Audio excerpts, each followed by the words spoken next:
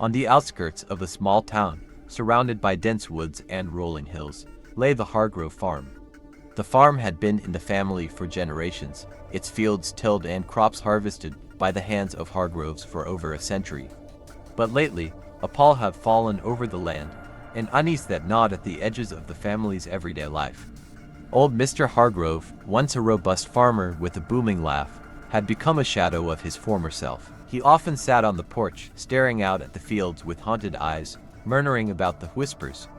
His children Tom, Clara, and the youngest, Jonah, would listen to their father's tales, half believing and half dismissing them as the ramblings of an aging man.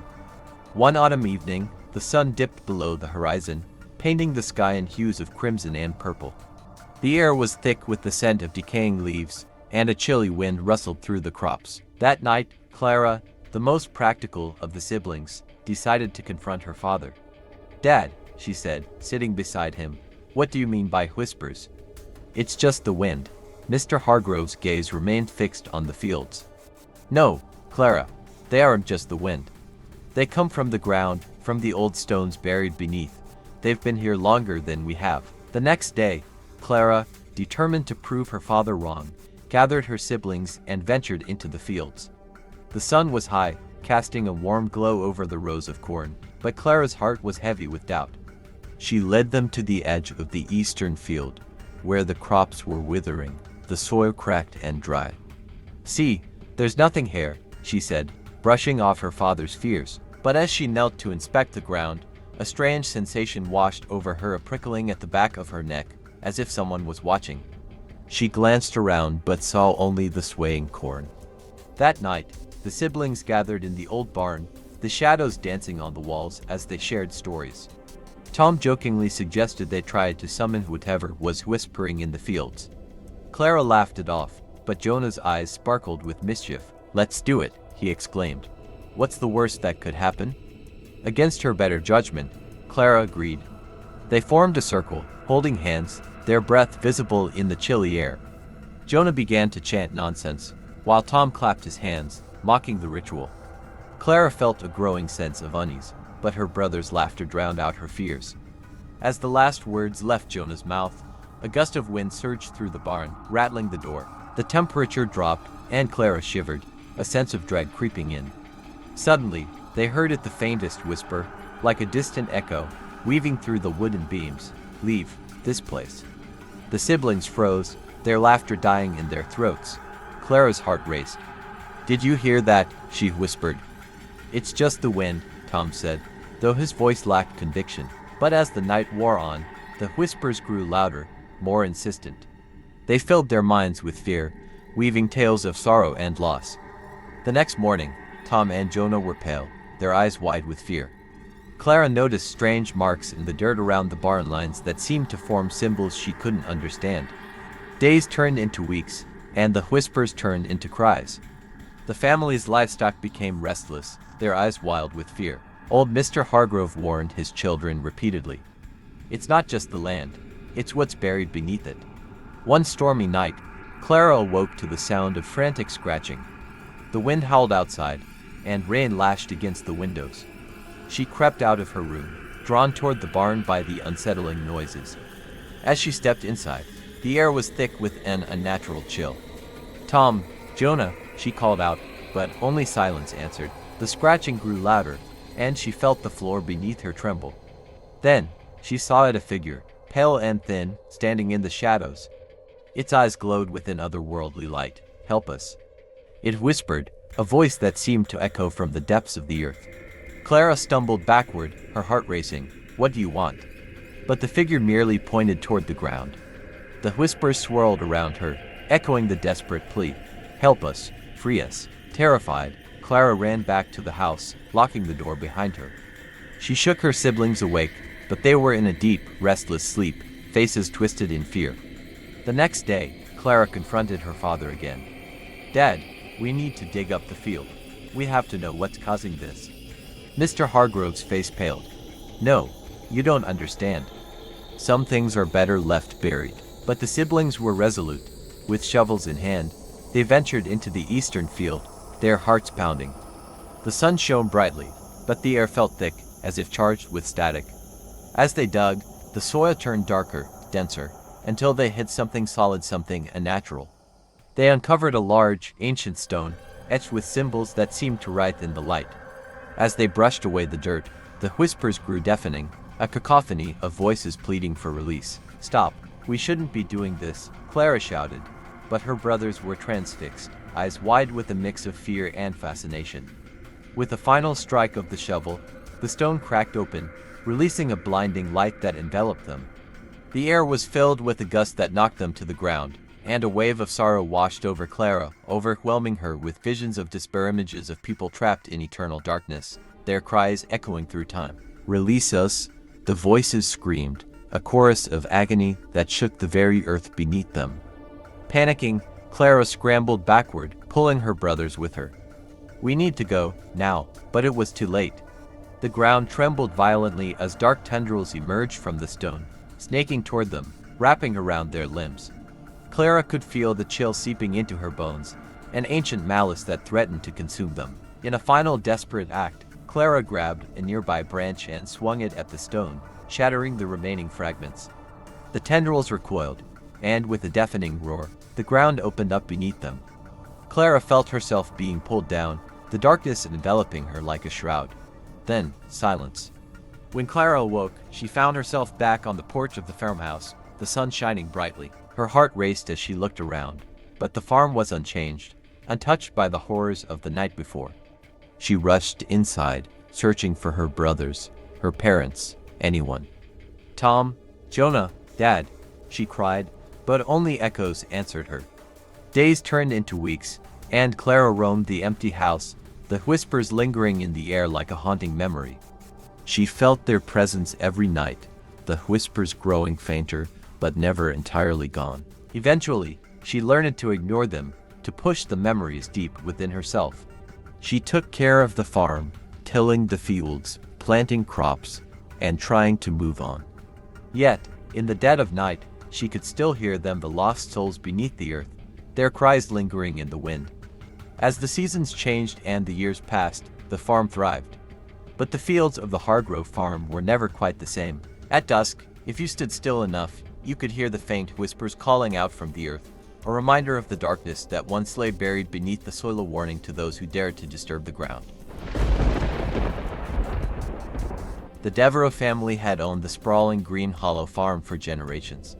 Nestled in a secluded valley, it was surrounded by thick forests that seemed to whisper secrets in the wind. The land was fertile and prosperous, producing corn that reached higher than a man's head and pumpkins so large they drew crowds during the harvest festival. But this year was different. The farm felt haunted, as if a shadow had fallen over the crops. Evelyn Devereaux, the eldest daughter, had always loved the farm. She had spent her childhood playing in the fields, helping her father, Jacob, tend to the animals, and listening to her mother's stories about the land's history. But in recent months, strange occurrences had unsettled the family.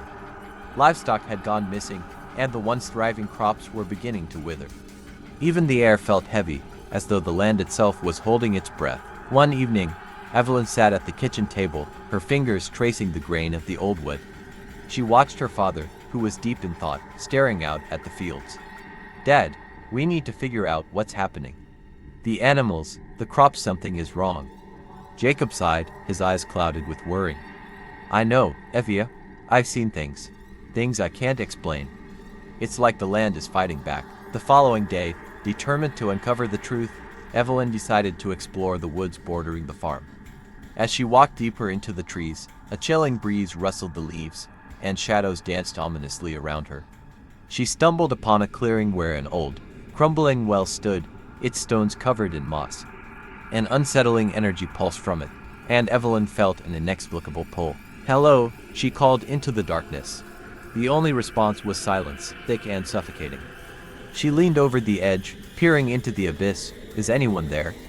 Suddenly, a low whisper emerged from the depths, sending shivers down her spine. "Help! Us!" Evelyn stumbled back, heart racing.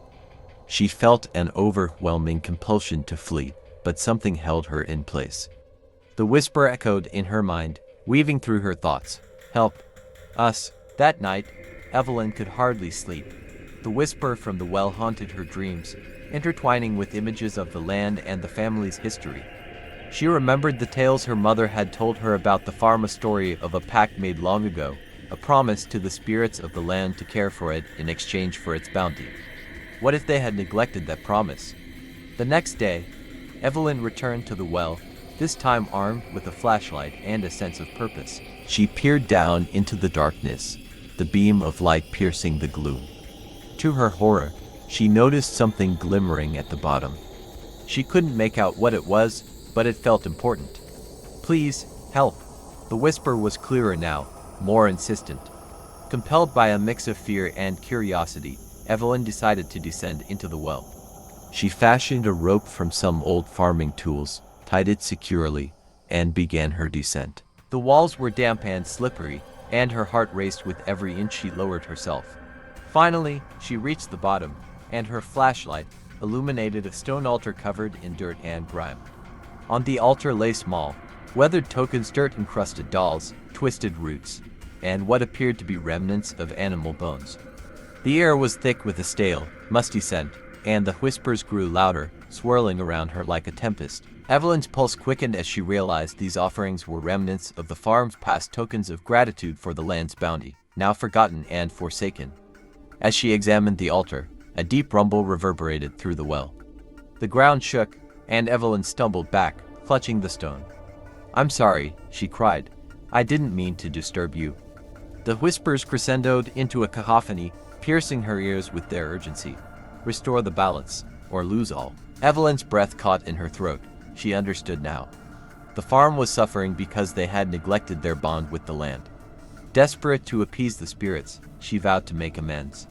Climbing back up the rope, Evelyn raced home, her mind racing with plans. She gathered her family, sharing her discovery and the pact they needed to fulfill. Jacob listened, a mix of skepticism and concern etched on his face. "Evia, this sounds far-fetched, but if it helps the farm."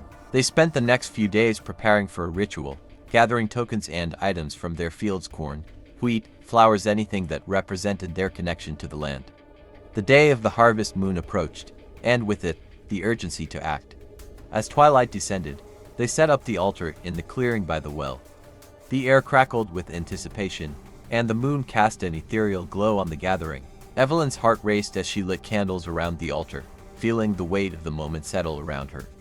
"Spirits of the land," she began, her voice trembling, "we honor you. We have come to restore the balance. We ask for your forgiveness and guidance." As she spoke, the wind picked up, swirling leaves around them in a wild dance.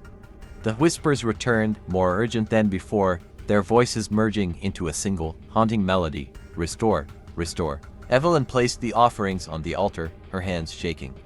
With each token laid down, she felt a shift in the air, a pulse resonating from the ground beneath her feet. The whispers grew louder, forming a chant that echoed through the trees. "Return what is lost, return what is lost." Suddenly, the ground beneath the well trembled violently. Jacob grabbed Evelyn's arm, his eyes wide with fear. "Evia, we need to leave." But Evelyn stood firm, feeling a connection to the land that she had never felt before. "No, we have to finish this." In that moment, a blinding light erupted from the well, illuminating the entire clearing. The whispers turned into a roar, and Evelyn felt herself being drawn toward the light. It was overwhelming, a surge of energy that pulled at her very essence. Then, silence. Evelyn awoke lying on the ground, the candles flickering around her, but the clearing was transformed. The air felt lighter, and the oppressive weight that had clung to the farm was gone. The crops seemed greener, the animals stirred with newfound vigor.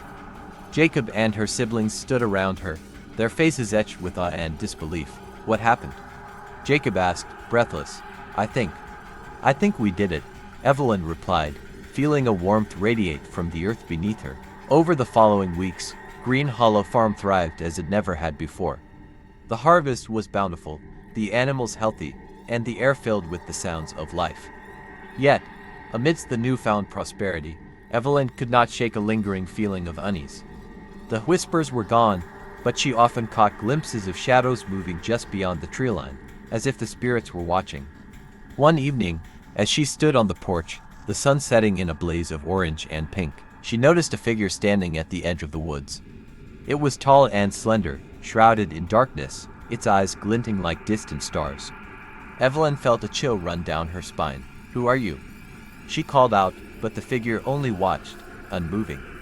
The days turned into weeks, and the figure remained, appearing at dusk, always just out of reach.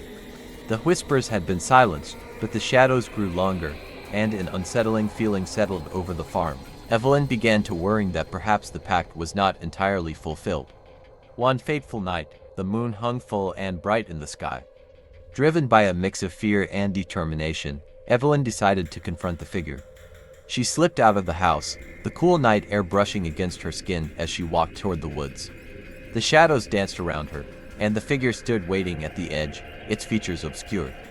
"Why do you watch?" she demanded, her voice trembling. The figure stepped forward, revealing a face that was both familiar and foreign. It was her mother, but twisted, as if caught between worlds. "Evelyn, you must listen." "Mom?" Evelyn gasped, tears stinging her eyes. "What happened to you?" "We honored the land, but the balance is still fragile. The darkness remains. You must make another offering, something more." Her voice was distant, echoing as if from the depths of a dream. "What do you want from me?" Evelyn pleaded. "The spirits are restless. They will not rest until their hunger is satisfied," her mother said, her eyes glimmering with a sorrow that pierced Evelyn's heart. In that moment, Evelyn understood. The farm had prospered, but at a cost. The darkness that lingered in the woods hungered for something deeper: sacrifice. She felt a cold grip of dread tighten around her, but she knew what she had to do. With her heart pounding, she returned to the clearing, the well waiting like a gaping maw. She gathered her family, the urgency of her decision weighing heavily on her shoulders. "We need to make another offering," she declared, her voice steady despite the fear swirling within her. As they prepared, Jacob looked at her with concern. "What do you mean, we've already done enough?" "No, Dad. The spirits need more. I felt that if we don't appease them, they will take something from us." Together, they placed their offerings on the altar. Once more, dirt from the fields, a lock of hair from each family member, and finally, a small piece of Evelyn's heart, a precious locket she had worn since childhood. As the moon reached its zenith, Evelyn stepped forward, her heart heavy with sorrow. "Spirits of the land," she called out, her voice steady. "We offer our gratitude, our love, and our sacrifice. Please, let the darkness be quenched." As the last word left her lips, the ground trembled violently. The whispers roared back to life, swirling around them, an overwhelming chorus that rose into a frenzy. Evelyn felt the air grow thick, pressing down on her, squeezing her breath. Suddenly, the light burst forth from the well, engulfing them all. Jacob screamed as shadows clawed at the edges of the clearing, reaching for the family. No, not again, but Evelyn stood her ground, determination coursing through her veins. She could feel the spirits drawing closer, their presence swirling around her, filling her with both dread and purpose. "I will not let you take them," she shouted into the chaos. The light intensified, and the shadows recoiled, but the whispers were relentless. "Satisfy the hunger, satisfy the hunger." Evelyn's heart pounded in her chest as she realized what must be done. She stepped forward, calling out to her family. "You must trust me. I'll do this for all of us." "No, Evia, don't." Jacob reached for her, but she was already stepping into the light. "I love you," she cried, tears streaming down her face as she felt the warmth envelop her. The shadows lashed out, but the light surrounded her, swallowing her whole. In that moment, Evelyn felt a surge of power, a connection to the land deeper than she had ever imagined. The darkness clawed at her, but she held on, channeling her love for her family, her home, and the farm. "I will give what is needed," she shouted, her voice resonating with strength. The light exploded outward, casting away the shadows. Evelyn felt the spirits of the land surge around her, their energy pulsing in harmony with her own. The whispers transformed into a song, a haunting melody that echoed through the clearing. Balance restored. Balance restored. And then, silence. When Jacob and her siblings blinked away the light, Evelyn was gone, but the clearing was transformed. The shadows receded, and the oppressive weight lifted from the land. They stood in awe, the air feeling lighter and the moon shining brightly above. In the days that followed, Green Hollow Farm flourished as never before. The crops were more vibrant, the animals healthy and lively, and the air filled with laughter. Yet, despite the prosperity, a part of Evelyn remained an echo in the whispers of the wind, a reminder of the sacrifice that had restored the balance. Every year during the harvest moon, the Devereux family would gather in the clearing, leaving offerings at the well, a tribute to the spirit of their beloved Evelyn, who had given herself for the land. And every year, as they celebrated the bounty, they could feel her presence, watching over them, a guardian spirit woven into the very fabric of Green Hollow Farm. Grayson Farm had been in the family for over a century, a sprawling piece of land that once flourished with crops and livestock. But after a series of tragic events, the farm became known for its eerie atmosphere and the mysterious disappearances of animals and people alike. In the summer of 1998, Jake, a recent college graduate, returned to the farm to help his aging father, who was struggling to maintain the property. As Jake drove down the long, gravel driveway, he felt a sense of foreboding wash over him. The fields were overgrown, and the once vibrant barn looked more like a haunted relic than a place of work. His father, Tom, was already in the barn when Jake arrived. The older man's face was lined with worry. "Things have been strange since your mother passed," he admitted. "I hear noises at night like whispers. And the animals won't go near the east field." Jake shrugged it off, attributing it to stress. They spent the next few days repairing fences and tending to the remaining livestock. But every night, the whispers grew louder, echoing through the stillness of the farm. One evening, unable to sleep, Jake ventured out to the east field, drawn by the sounds. As he stepped into the moonlit expanse, a chill ran down his spine. The whispers intensified, and he could almost make out words. "Help us, find us." Panic gripped him, and he turned to leave. That's when he saw a shadowy figure standing at the edge of the woods. It was tall and thin, with hollow eyes that seemed to pierce through the darkness. Frozen in fear, Jake couldn't look away. "Who are you?" He managed to call out, his voice trembling. The figure took a step forward, and Jake bolted back to the house, heart racing. He slammed the door behind him, breathless.